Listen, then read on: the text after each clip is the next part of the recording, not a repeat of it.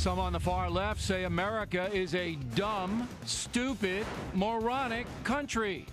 Why are they saying that? We'll find out.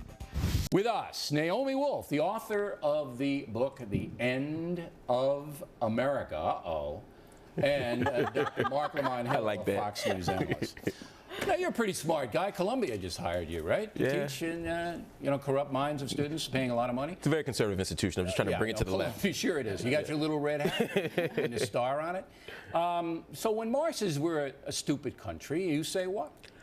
I think I understand what he means by that. He's saying that America is an anti-intellectual nation. And in many ways, America is an anti-intellectual nation. We often elect presidents based on whether or not we want to drink a beer with them. Whether if a guy has too much credentials, too many degrees, we start to say we think he's an elitist. We think he's too distant from the people. There's a certain skepticism and wariness around people with high education. And the fact that Sarah Palin can emerge, someone who doesn't seem to be strong on intellectual gifts, I would say that proves Marc's point. I would say it absolutely does not, because she did well running a state, whereas this much smarter guy, Deval Patrick, who you know has been a disaster as a governor. So look, you have to equate performance here. Do you think that Sarah Palin is as gifted in intellect as some of the people who run for president in the last 5 years? I think she was hired to be the governor and did a good job in the state.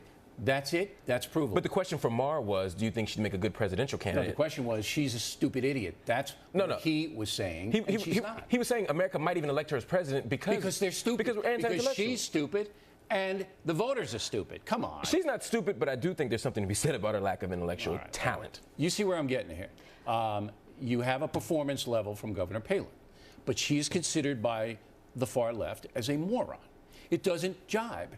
She did well running the state. She's not a moron. I think the problem is, though, when you have a nation that is unwilling to read bills, unwilling to read the details, that's to me is an anti-intellectual posture. Even to go with your gut, the idea that I want to go with my gut. They watch me and others like me for that kind of information. Nobody can read 1,000 page. I've got to jump in, not contradicting you, but taking issue. I wrote a sequel to The End of America called Give Me Liberty, about how citizens can take back the power to lead and to run things as we're meant to by the founders. And those bills, they are incomprehensible on purpose. You can't understand them, and no one's translating them. You can't even go on the websites of Congress or of your state and local representatives and understand in plain English what's coming up. And that's intentional. That's to keep us in the dark. There's no doubt about that. I'm not blaming the people as such, but I am saying, though, at this moment, there seems to be a willful ignorance to many of the inner workings of government. I totally disagree. People are working 2 jobs. They shouldn't have to read a 400-page. No, I agree.